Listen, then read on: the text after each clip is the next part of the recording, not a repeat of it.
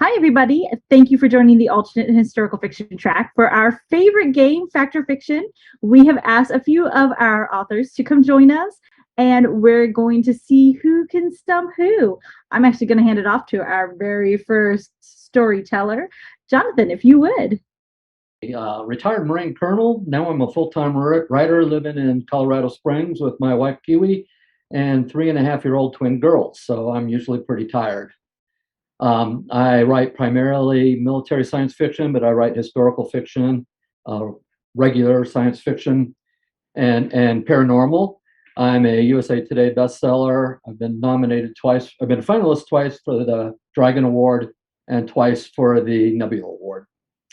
And that's about it. So, you can. My latest series is the Sent to War series, which you can find. I'll be on book number 11 of 15. Total, I have about 60 books, 60 novels, and about 85 to 90 publications. But let's go right into it. British history is Great Britain is a tapestry of history and of many, many different things. But one of the things of note is how it is inexorably linked to, shall we say, poop. One of the seminal moments of London history is the Great Stink of 1858, where a heat wave and an inversion coupled with a lot of human waste created a miasma, a cloud that blanketed the city and made everybody's life difficult. And that was a direct cause of the 1859 sewage system that was put in, that is listed as one of the greatest inventions of modern history. But it isn't just the sewage system. If you think back to other history that I'm sure a lot of people know, the first modern flushable toilet was described way back in 1596 by Sir John Harrington, who was a godson of Queen Elizabeth I.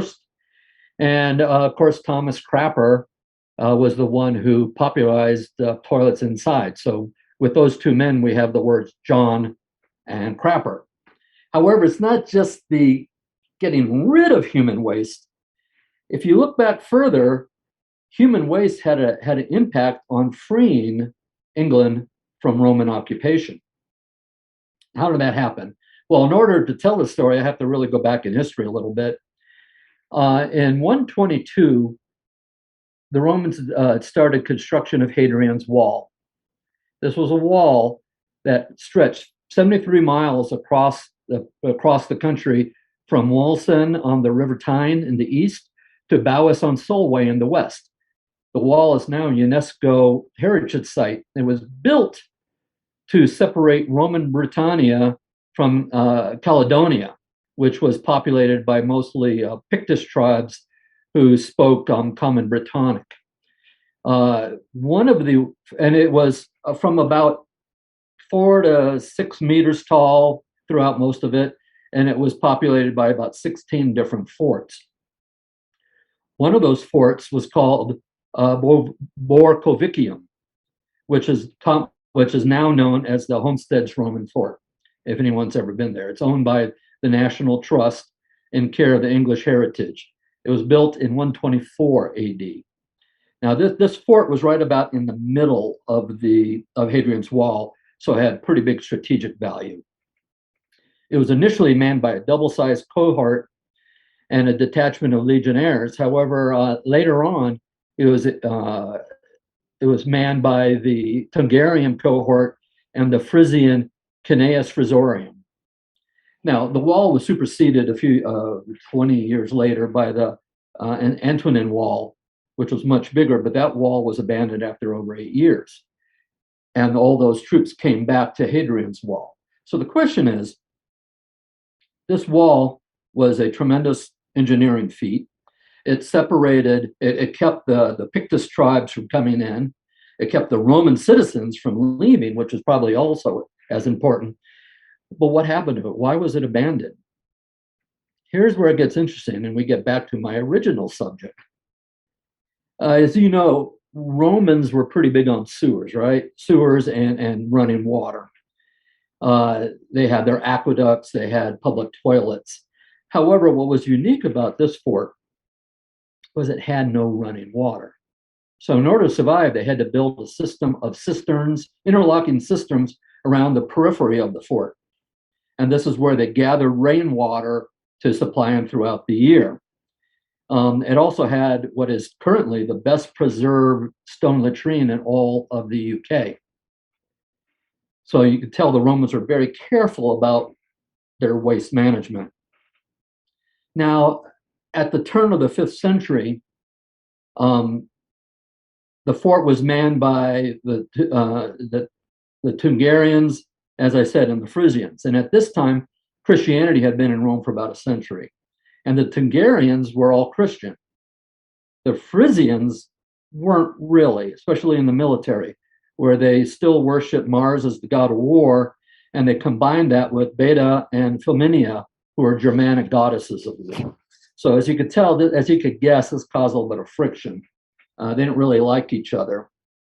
Now, about this time, probably about 408, the Centurion of the Frisians, which the Notia Dignatium says might have been a person named Aldgisel, excuse me for the pronunciation. Anyway, he was the primus pilus, which meant he was the senior centurion. However, he was not the prefectus castorum, which was like the commander. And this is a little bit odd. And the Frisians felt a little bit disrespected on this. So the commander, whether it was the person I mentioned before or was a different one, he tried to take over, and it didn't work.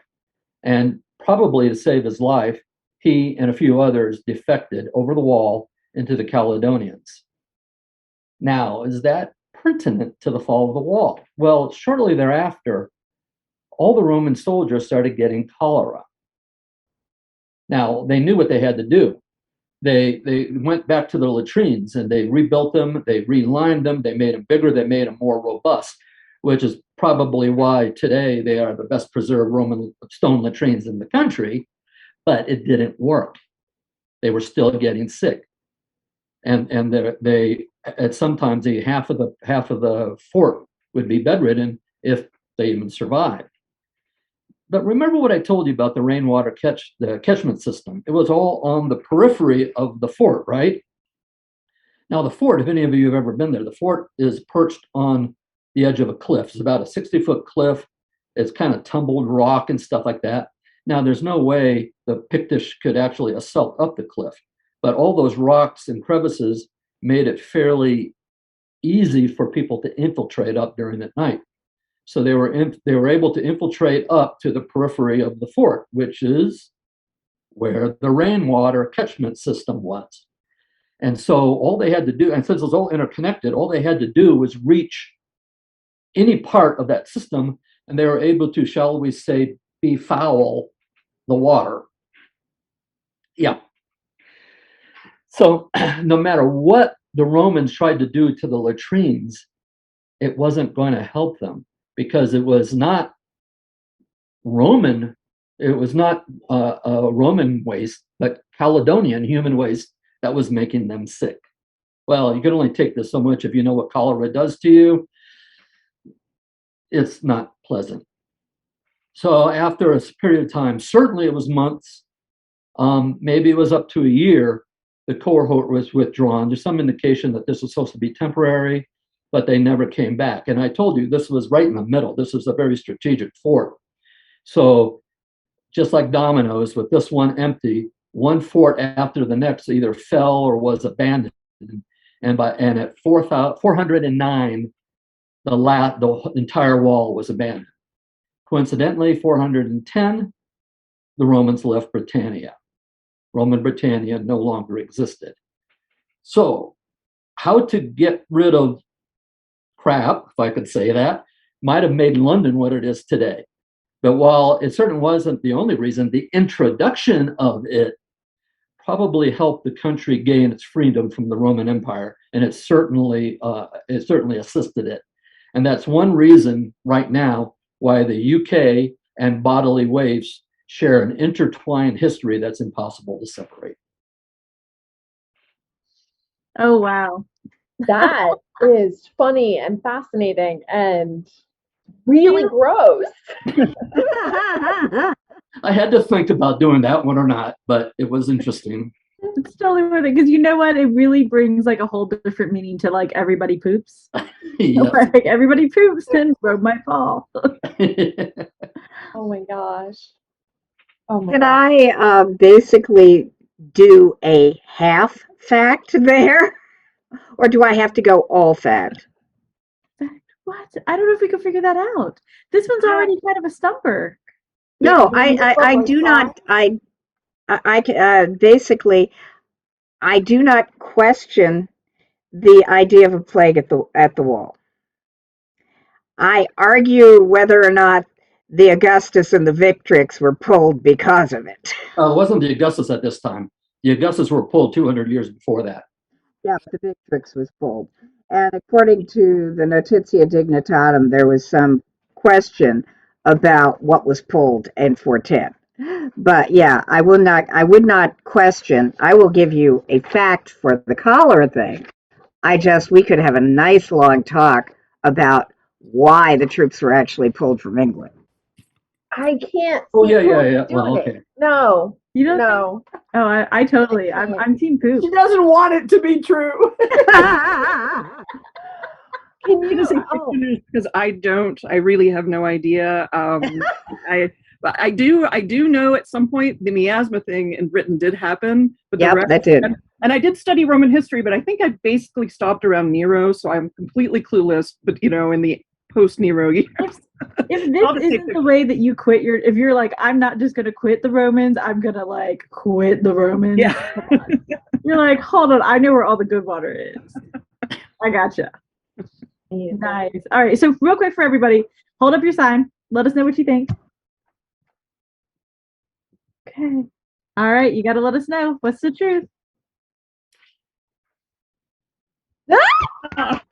He's very good at telling. All the background is true, but when we're getting to the fort, although I did describe the fort correctly, that never happened.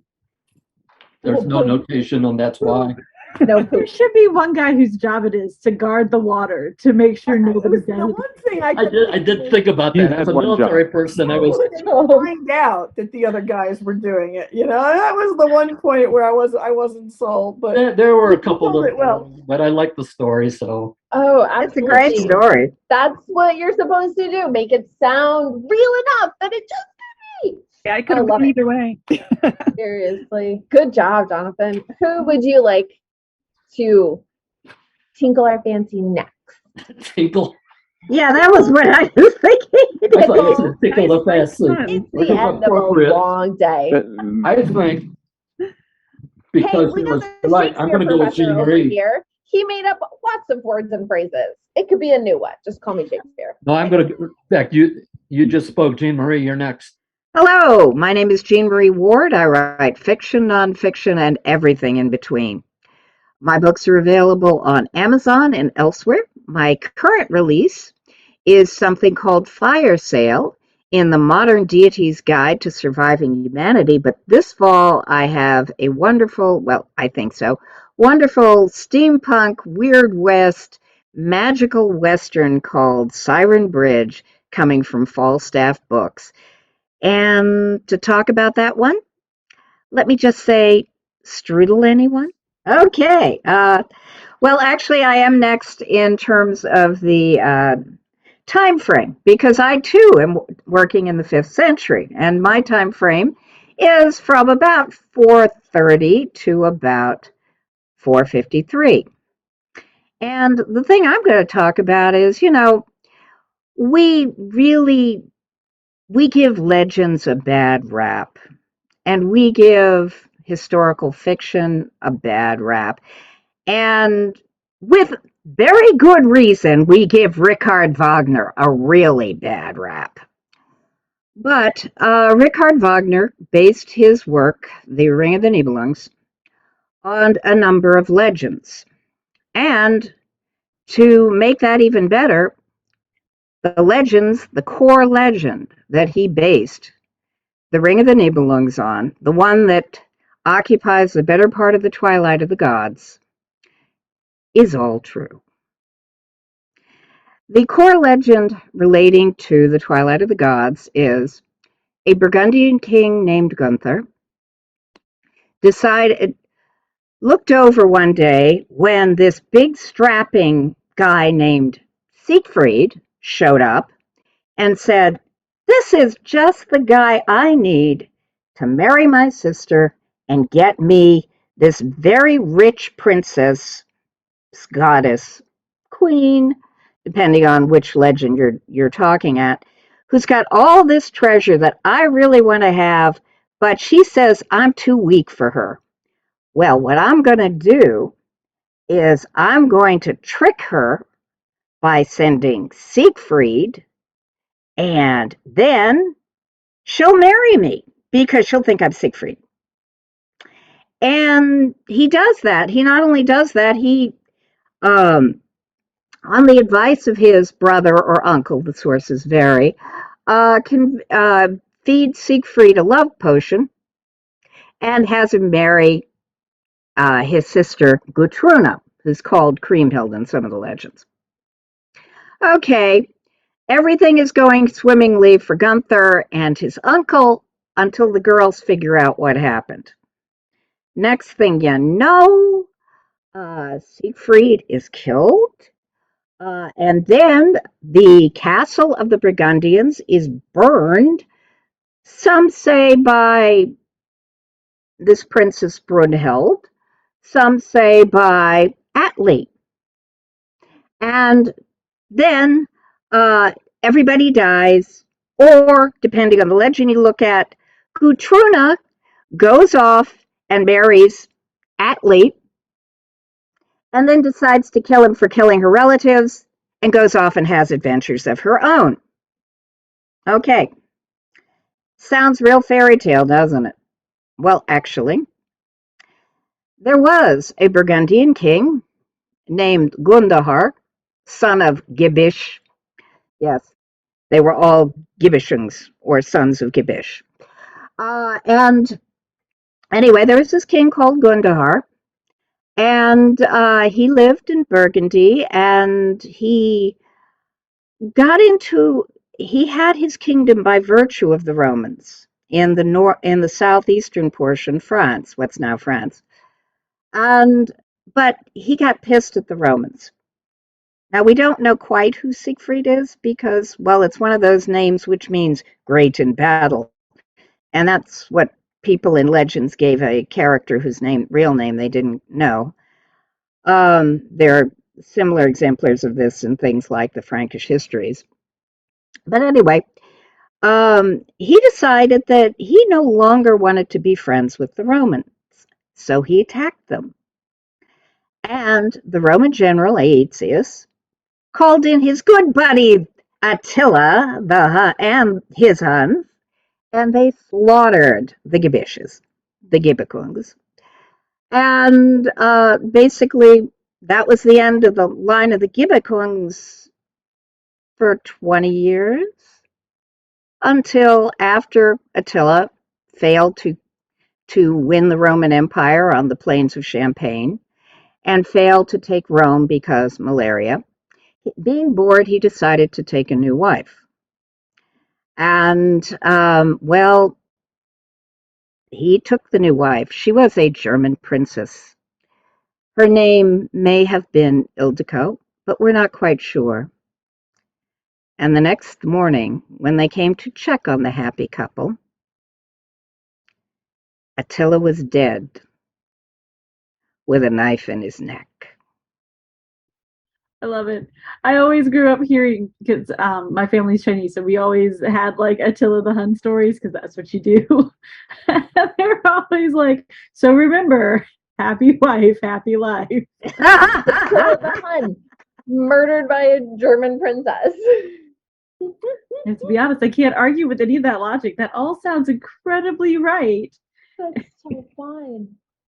So fun. Brett, chime in. What do you think? I got no idea. As it should be.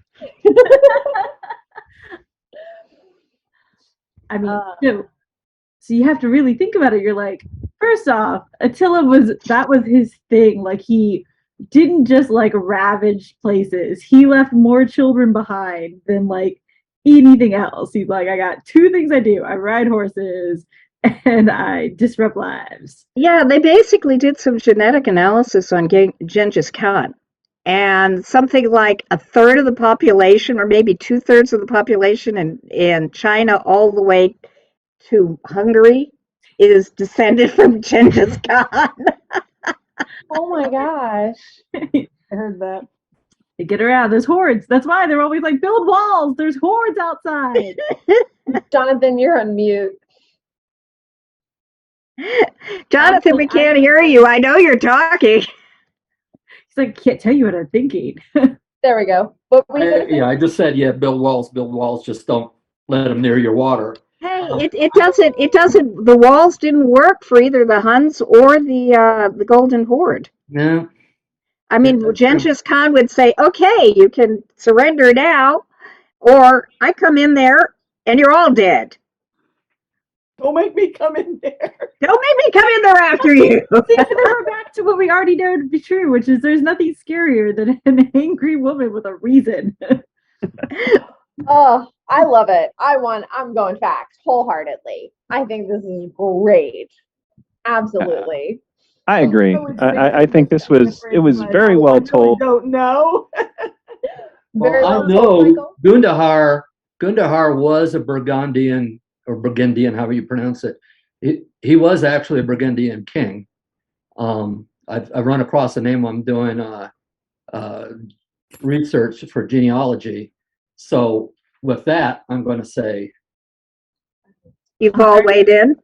Let's see, everybody one last time. Oh, we got it. I don't know, but I think that. Yeah, it is fact. Basically, the details of Gundahar can be found in a historian named Priscus, who is quoted yes. extensively in Jordanes. And now there are two versions of the death of Attila. One is that they came in the next day. Everything up to that point, they came in the next day and they found him dead. That's historical fact. The question is, how did he die? Yeah. And the Priscus account, which was roughly contemporaneous, said that it was found in a welter of blood, and no wounds could be found on him. There is, however, another historian called Marcellinus, whose work was within what's called the historical horizon. That means that anything within your grandfather's age forward is the historical horizon. And he said that the German princess Ildiko killed him with her dagger to avenge the deaths of her family. Now, yes, it's sort of 20 years later, so it may or may not have been Gutruna, but certainly the events line up properly. And I've got a bonus round for you. Did you know that Asgard was a real place? I did not. Is it like Olympus? It's a real spot? Oh, it's more real than that. I mean, Olympus It's is a a real mountain. suburb of Berlin now, right? No. That is another story for another time. Oh my Well, god. actually, no, it's just a one-off. Oh, Okay, no, I want the full story of Asgard. No, seriously, it's just a one-off because we know where it is thanks to Saxo Grammaticus, the guy who gave us Hamlet. Wow. It's Byzantium, aka Constantinople. He's got a wonderful series of stories in the history of the Danes, which talk about how Wotan and company used to alternate between Uppsala and Asgard, also known as Byzantium. and also, we're talking about Attila getting stabbed. No. Same thing happened to Genghis Khan. Oh yeah. You know that's yeah. You got to watch out for these. Happy wives. Don't take an extra wife when you're bored. Just don't. Thank you. Oh no. Best advice ever, but oh no. All right. Who is our next contestant? Okay. How about Michael? Okay, I will dive right in, although that's really hard to beat. So I'm going to get us out of the Dark Ages, so to speak, and I'm going to go to 1802. So that's going to be a lot of fun. Basically, I want to talk about when Napoleon and Admiral Lord Nelson met. So the up until 1802, the Peace of Amiens, they had never met in the field of battle. Of course, Napoleon was a general, and Lord Nelson, Horatio Nelson, was, of course, England's greatest naval hero. They came close. Nelson's fleet actually tracked Napoleon across the Mediterranean while he was headed to Egypt to invade Egypt to hopefully cut off England from its Indian colonies. Missed him by that much a couple of times. Did blow up his fleet entirely at the Battle of the Nile in 1798, leaving Napoleon stranded. They'll never forget that. That was a decisive victory for Nelson, and yet Napoleon managed to escape, but ultimately the French forces in Egypt dwindled and sort of hung out, and then they were just obliterated. Finally, Britain got around to it in 1801. But anyway, they had always Napoleon had a lot of respect for Nelson, certainly. Took away any sort of shot at having any kind of naval superiority for France. But ultimately, there was a treaty where First Consul Napoleon, not to be emperor quite yet, and England came to a peace. It was something that Napoleon really could have used. He was running short on cash. There were a lot of things that made it, at the time, very important for both sides to do. So in the latter half of 1802, Paris is back. And for all of the English aristocracy, the nouveau riche, let's go to Paris. I mean, we all want to go. I've spent 2 years in lockdown. I want to go to Paris, right? So that during the third exposition of French wares and products was in the latter half of 1802. Lord Nelson, Baron Nelson, joined other members of the aristocracy to visit Paris and had a brief meeting with Napoleon, who was heavily involved in the exposition, who really wanted to show the world that, hey, this is the new France. This is what the revolution has become. Look at all the great things we've done. And the one thing that these two great men had in common was seasickness. Lord Nelson famously could not be at sea without getting violently ill. You think about all his major battles, the Nile, Trafalgar, he puked on the deck every single time. It was something that plagued him his whole life, and I think it's telling about Nelson's character that not only was he such a patriot that he pulled through to be an admiral and to lead England to naval superiority that wouldn't really go away for 100 years, but also he made sure that everybody knew it, to know that he was that kind of patriot. Napoleon also hated traveling by sea. When he was going through the Mediterranean being chased by Nelson, he had a bed that was on rollers so that he could try to mitigate some of the seasickness that he himself was feeling. So they had a brief audience in Paris in the autumn of 1802, and they exchanged some pleasantries about their close encounters in the Mediterranean. And Napoleon noted that, he was sick as a dog most of the time. And that's where Nelson was like, yeah, I feel you. So that is the story, short and abridged, of the meeting between Nelson and Napoleon. Fact or fiction? Okay, so I am a huge fan of Our Flag Means Death, and honestly, the idea of like a sea captain who knows nothing about ships, gets horribly seasick, just feels like it aligns to what I now accept as being like nautical lore. Like, this is the truth of the truth. So I'm like, of course he would be seasick. Of course they both would be. AJ, I feel like you have something percolating in the back of your brain. You want to unmute yourself and weigh in? I'm skeptical.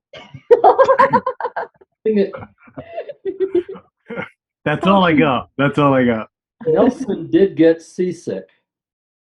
I don't know if Napoleon did, and I don't know if they would have met in 1802 in Paris. Makes me so happy thinking about pirates that get seasick. It is Napoleon or Nelson just puking all over the deck. Like, here's somebody who is that true. I mean, that's what sailors do all the time, right? They just swab decks. So this is. I mean, this is probably There's got to why. be a reason, right? Nobody wanted to be posted with Nelson because you just know you had to follow him with a mop. I'm trying to picture what the 1800s wheeled bed looked like.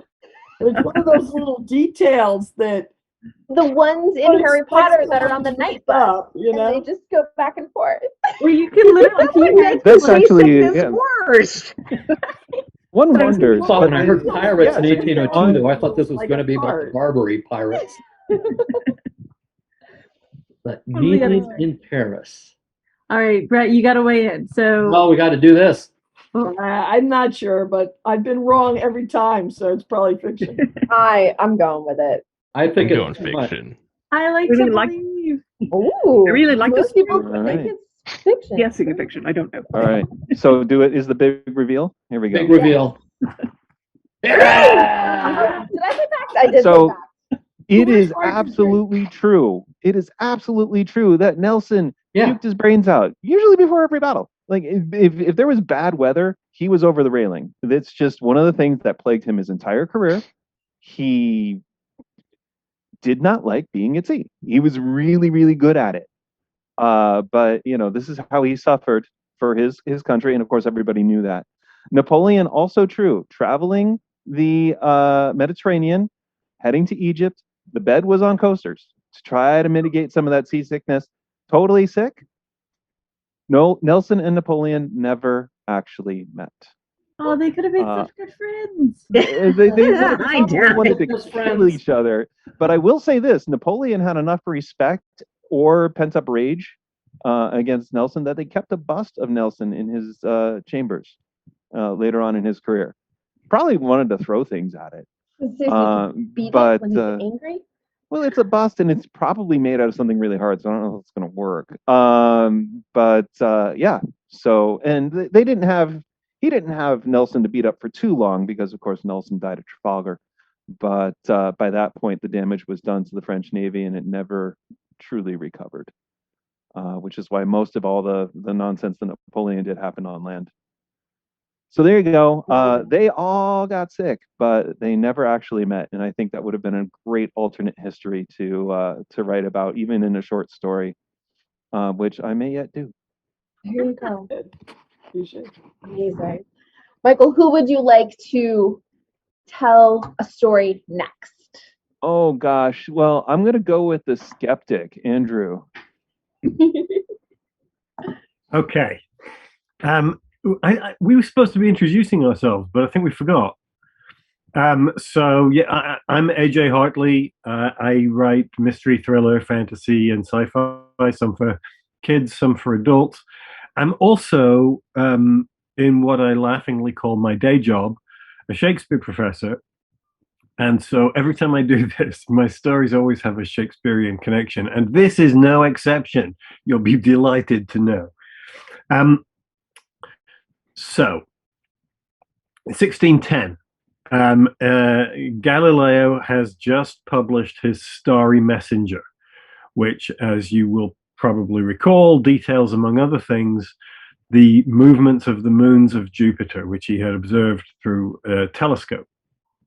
And this, it got him into all kinds of religious trouble, but the documents were circulated privately all over Europe, and it, of course, fed an ongoing controversy about the nature of the universe and the nature of the solar system and Earth's place in the solar system, particularly because thinking about the moons of Jupiter, it means that they are revolving around something other than the Earth, right?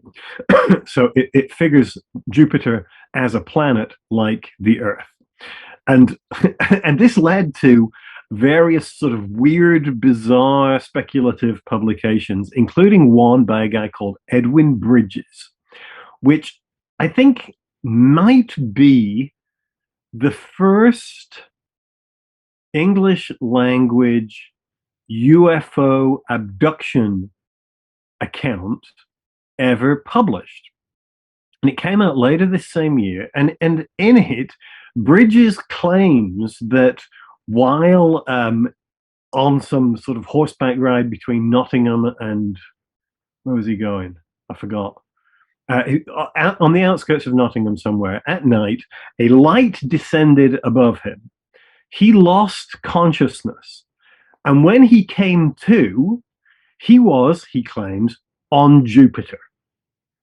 Now, and his version of Jupiter was depicted in this sort of idyllic, sort of Mediterranean island kind of vibe, right? That's lush and full of beautiful plants and strange animals and so on. But the fascinating thing about it is that he claims that the people who had brought him there were these extraordinarily beautiful and intelligent and wise kind of overlords of this planet, where he doesn't talk about like a ship or anything like that, but it's a similar kind of thing. And there were other entities on this planet, including a kind of lower cannibalistic sort of, he talks about everything as if they are humans, right? But this other life form, this cannibalistic life form, who had to be somehow suppressed and controlled by these more intelligent other entities, and were treated as a kind of slave race. And then this other species of quasi-mystical creatures of who the hell knows what, quintessence, you know, the stuff of the stars, which also had sort of semi-spiritual, vaguely angelic, it's all very sort of Christianized, you know, in terms of the way that they talk about these things. Now, what this bizarre pamphlet thing, you know, which was published, does, among other things, is that somewhat bizarrely, it becomes a source for Shakespeare's Tempest, which was written the following year. And recent scholarship has actually said that at some point, it seems like Shakespeare came across this, and he ignores all the planetary stuff, but he seems to take some of what is said about these sort of the benevolent, wise creatures, and they become the sort of Prospero figure. The cannibalistic lower life forms become obviously Caliban, and these other sort of vaguely spiritual elements get transmuted into some form of Ariel. And so Shakespeare, and of course, one of the ironies of this is that Shakespeare's Tempest does become one of the first sort of landmark science fiction movies, right, in Forbidden Planet. So it's like a kind of retro rediscovery of this sort of weird sort of quasi sci-fi origin to the story, which Shakespeare presents in magical and more realistic geographical terms, because he sets it, you know, in some sort of weird island in the Mediterranean. So that's my story. Factual fiction. I cannot believe that you just tried the first alien encounter. I'm just so mad at the idea that they're like, of all things we got, we picked Shakespearean times, but not Shakespeare. I like this. I mean, I think the timing's right for starters. Like, you know, you've got the Galilean moons being discovered 1610, so you know, I think it works.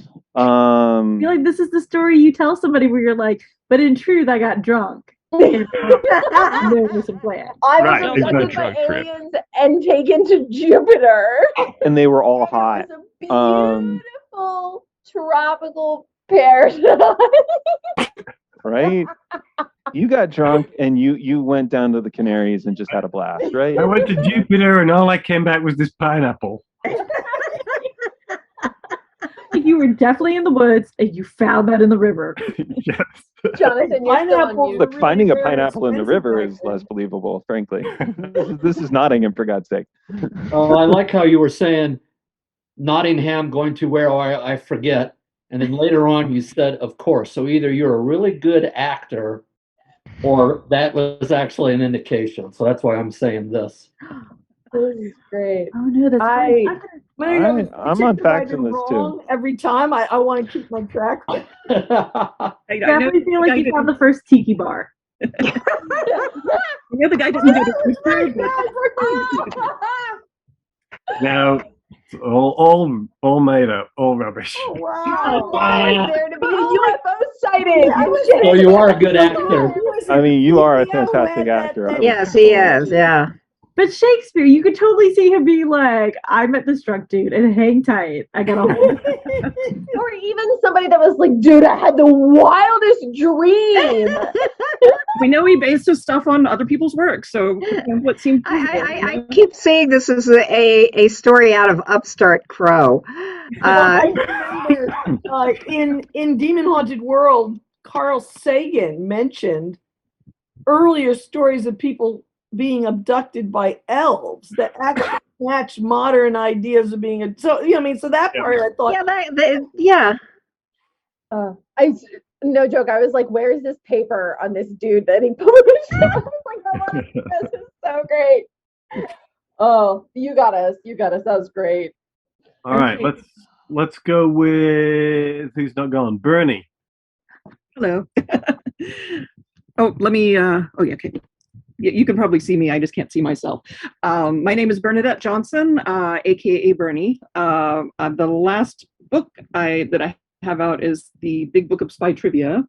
And I did recently release a spy short story in Bobby Nash's Snow universe called Dead Drop that I don't know if you can see, but you know.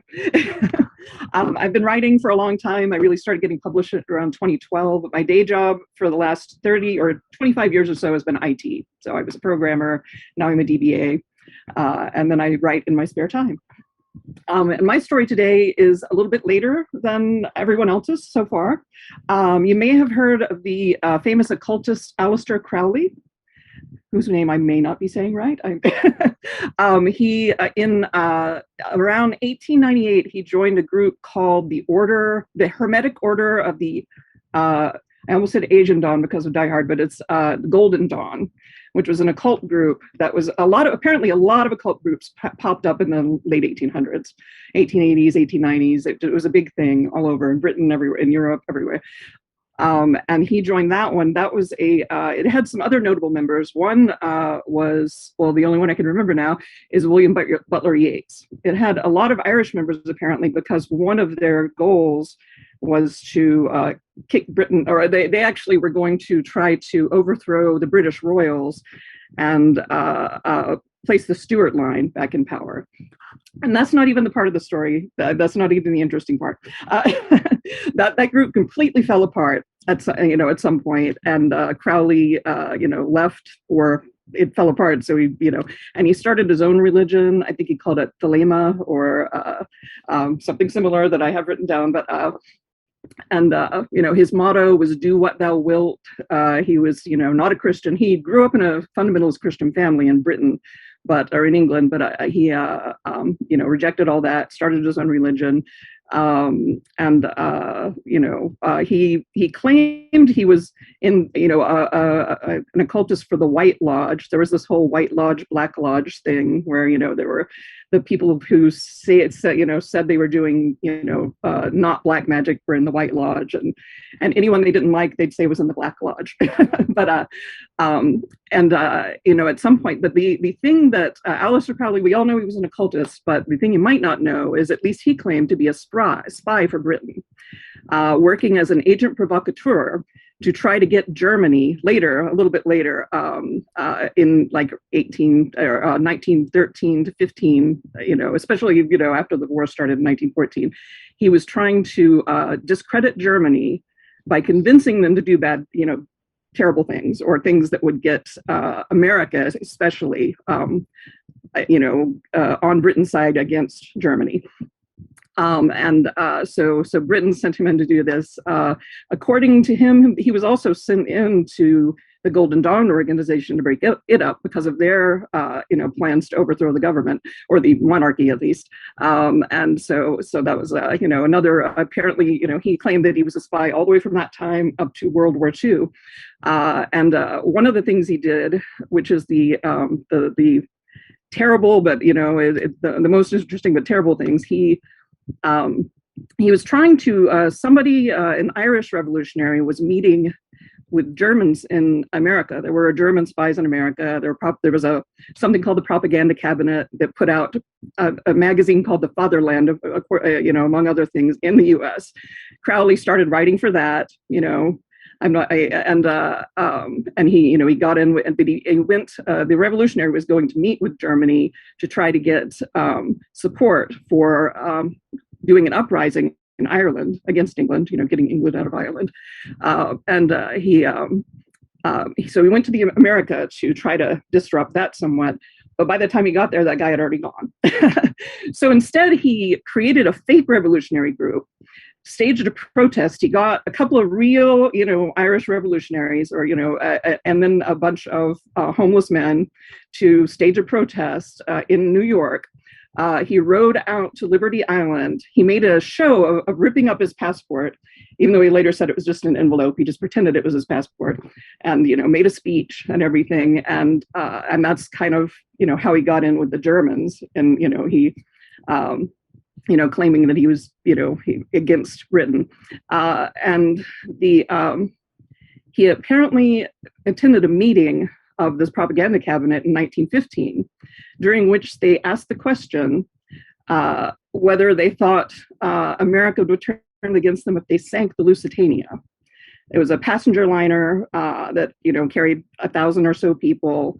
It was also apparently being used to funnel arms back and forth, but and he convinced them that he knew a lot, that his occult studies made him good at human psychology. And he convinced them that America would respond well to aggression and anger and violence. So, they would be scared away from, attacking Germany or getting involved.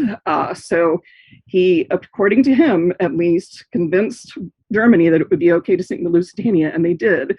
And of course, that really heavily turned most of Americans against Germany. We didn't get into the war right away. It took a couple of years before we did that. This is World War I. But he did turn sentiment pretty heavily against Germany with that one act. And it's terrible because, 1,000 people, more than 1,000 people died. But it was just the type of thing an agent provocateur would do. So fact or fiction? Oh, it's a really good question because, right, he's a real guy. But he's a real big liar. Hey, you got to know, though, that his name for years was the evilest man alive. Oh my God. Himself, the Great B666 or something like that. But he said he wanted to be. Yeah, he really did. Yeah. Well, I think I'd heard him called Special Agent 666 once. Wouldn't be surprised. It feels though like the kind of nickname you give yourself and that you just hope your friends can see. Oh, you should see, there is a book he wrote, his novel, about the child of the sun, child of the moon. Oh my God, talk about a Larry Sue. Oh my God, I love that. Oh my God, now I think it's true. I feel like this is totally the kind of thing you'd run around to do. Yes, fact, but I'm really glad that I don't live in a situation where my life depends on telling whether or not people are lying. I'm the kind of person who's really good at reading and enjoying stories. Is that good at telling when things are Oh my God. What's the reveal? it is indeed fact. Wow. Yeah, I could miss. I've gotten the majority right, so I could miss what's ever left. Like, I'm winning the game. I quit. I was like, there's no way that all this occult stuff is real. And then you guys talk about him being the 666 and the That devil, and part I'm like, was all right, real. well, I maybe actually knew a Actually- girl. I had a friend at one point who was a member of the religion he started. I mean, a modern Oh, wow. member. And she It's still around. afterwards thinking it was all good, and it looked really awful to me. He was also apparently in an occult group that Germany started, or the a high-level German intelligence officer or spy started. So that was another, that was really, he, around a little before the New York incident, but yeah, He's like, I'm him, gonna he was join working your for cult. Britain. I'm I'm sorry. gonna join your cult and I'm gonna sell your secrets. Yeah. Catch me if you can. Oh my gosh. Special oh Agent man. 666. Well, that He means was a good liar because you can't really be a good spy and not be a good liar. So Oh, yeah. Wow. that All leaves us right. with one last Good story, though. Dodgy, bring us home. All right, guys. Okay, first I have to figure out how to work I'm using a computer I don't normally work, so I have to actually get to I can't do this. There we No go. notes for you. All right. It's not my normal computer. So I use a Dell, and this is an Apple, so I apologize if I mess up. But I decided to call my piece History or Hair, because the author Georgette Hare was one of the first authors who I, as a young person, well, I should say, I'm El Jaji Lamplighter. I write YA fantasy, and I have a series that's a sequel to the Tempest, of all things. And I also do editing and teaching writing. I guess my upcoming, I have a short story called Who Ruled the World that is a sequel to the Prospero series that is going to be in an anthology called Punching Demons, which I thought was a great name for an anthology. I'm also an editor on the Fantastic Schools anthologies, and we have Fantastic Schools Halls, which apparently is British for holiday, as in what you do during your vacation from school.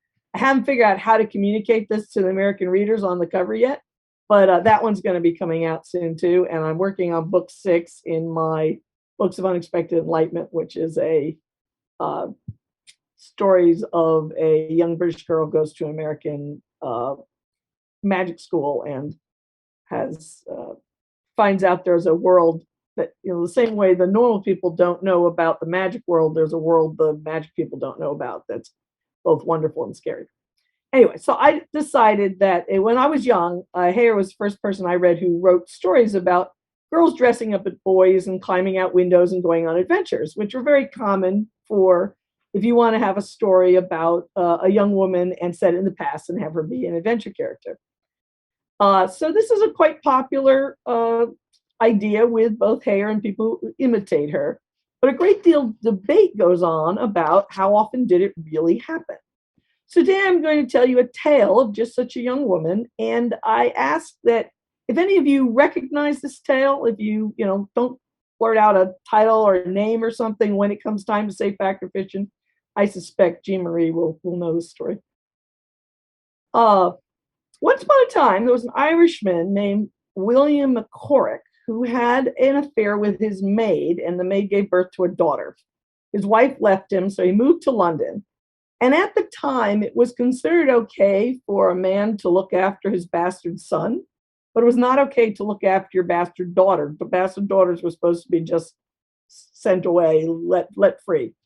So he dressed his little girl, the daughter of the maid, as a boy, and he raised her as a boy. At some point, his wife's family came after him, so he and the maid and the daughter moved to America. And once in America, his daughter was able to dress like a girl again, but apparently dressing like a boy had affected her, because she tried to get a job as a serving girl, and she was dismissed partially for trying to stab the stable boy who insulted her. So our heroine marries a sailor, but her sailor husband became an informant for the governor, and she didn't like that very much. So she goes down to the seaside tavern, and she falls in love with a dashing man called Jack Rackham. Jack was a captain of a ship called the William, and he had been a pirate, but he had been given a full pardon by the governor if he would give up his pirating ways and become a normal man.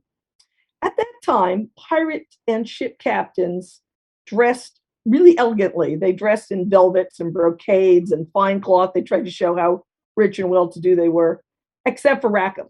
Rackham did not care for finery, and he dressed in simple calico, which was named for the city of Calicut, where the Portuguese first discovered this cloth. And it referred to a kind of unbleached, unfinished fabric made from cotton fibers with very simple patterns, the kind of fancy chintzy patterns that we think of, the really girly patterns. We think of calico was probably not what calico looked like at that time. That came a little bit later. So since he dressed entirely in this simple cloth, they earned Captain Rackham the nickname of Calico Jack.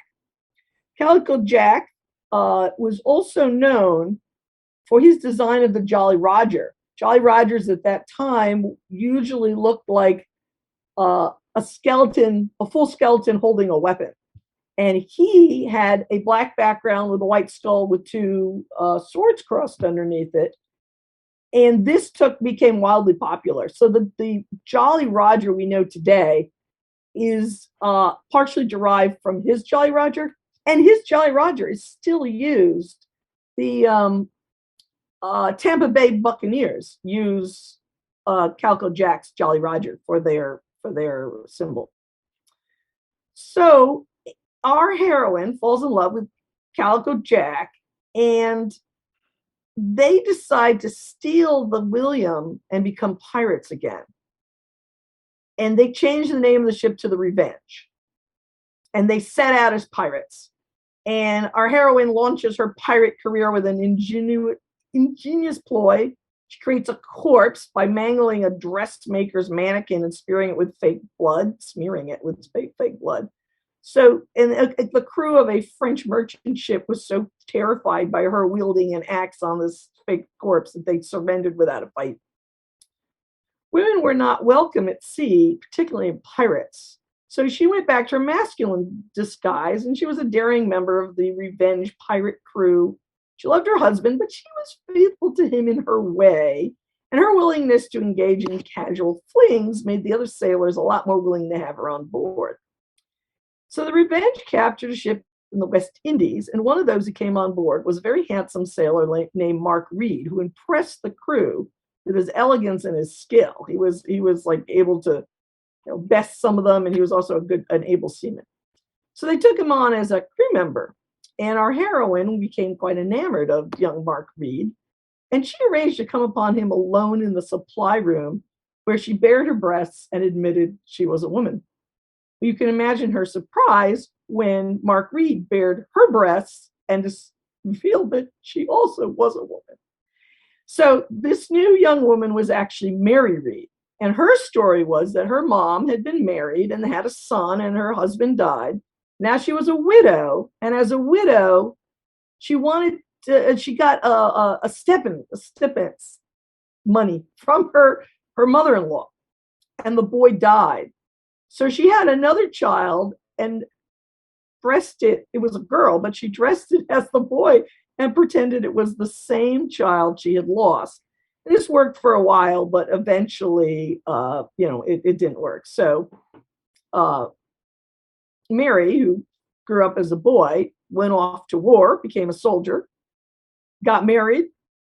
She and her husband started an inn, and then her husband died, and she went out to sea.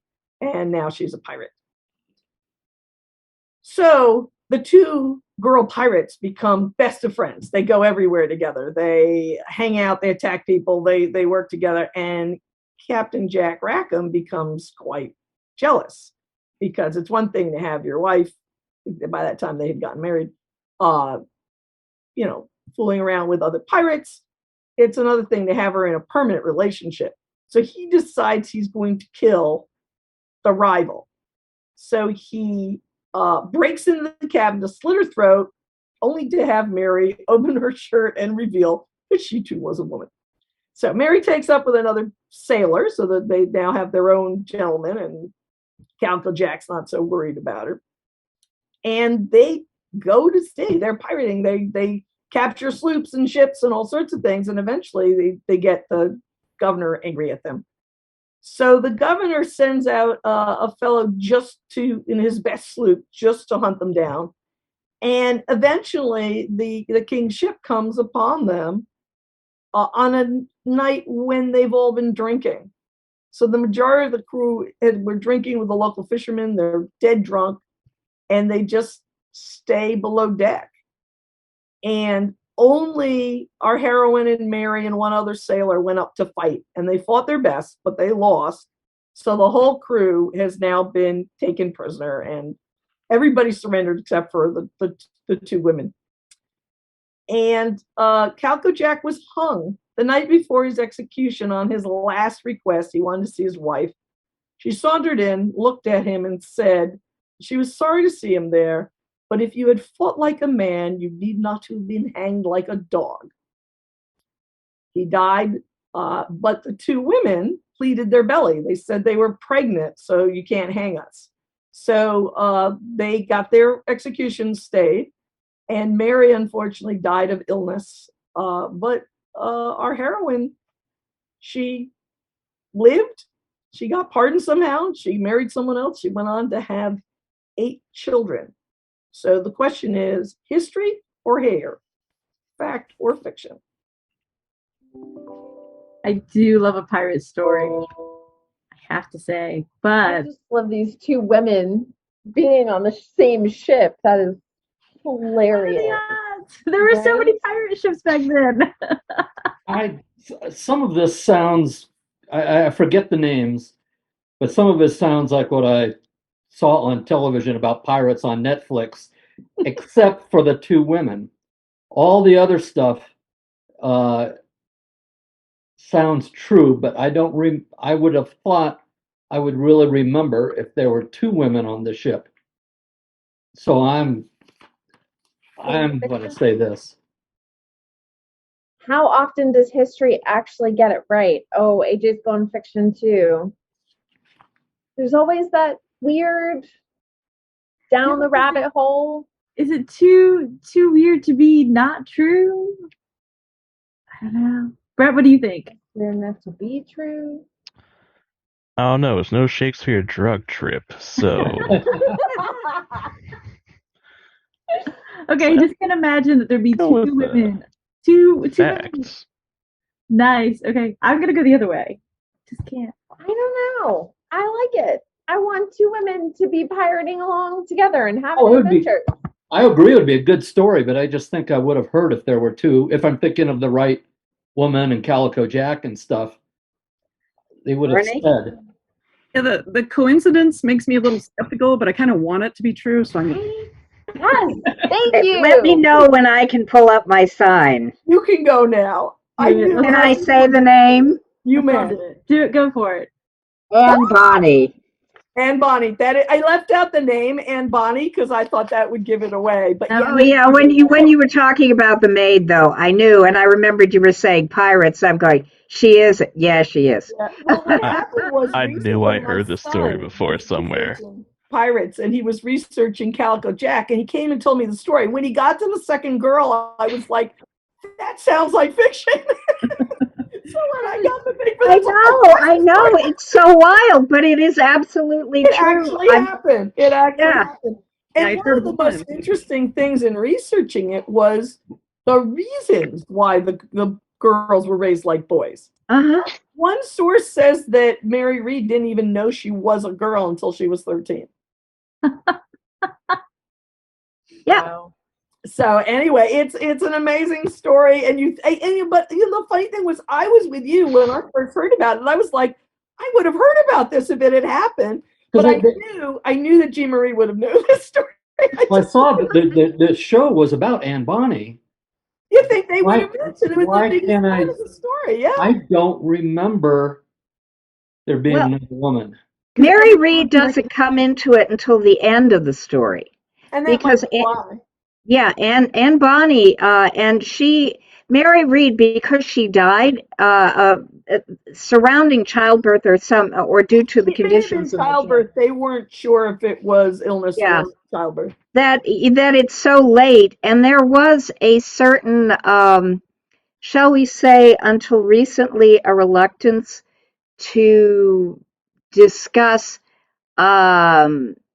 atypical relationships in historical figures. I happened to find it in a really old book on pirates because I was researching Yellow River pirates, looking for Lady Chang.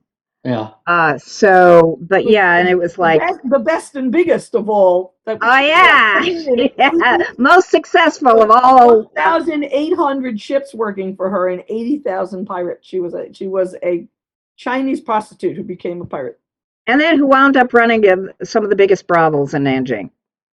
Love it. Love it. Oh my gosh, this has been so wonderful. So wonderful. All the One stories. of the funny things about this, you're talking about atypical relationships. So there are sources who think the two women may have been lovers, and there are sources who think they weren't, that they were only interested in men. But apparently Anne Bonny's husband that she left was gay. Seems about right. Yeah, and I mean, basically, the queer relationships were quite common on pirate ships and all ships when you're going to be on the water for years. Well, that was why they weren't allowed to have women or young boys on the ship, because they On some ships, however, the phrase we have called, son of a gun, that comes straight out of the Navy. That because they would hang their hammocks between the guns and wives would be aboard the ship. So that's where they slept. So if you were born of a union like that, you were a son of a gun.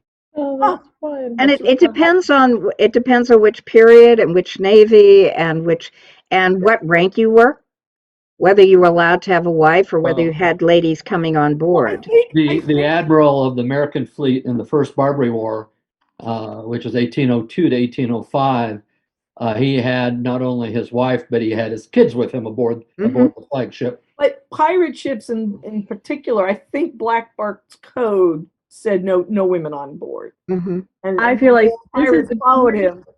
This is a great spot to remind everybody that if you guys want to see more pirate content, you should come to the track room anytime. Check out our schedule. We have our flagging stat panels. We've got some make and takes. We've got some other really great panels that involve some of the topics that you might have heard here tonight. And for everyone who's at home or at the con, please make sure to check out our authors, buy their books. They're fantastic storytellers in person, so you know their books have to be great. And thank y'all so much.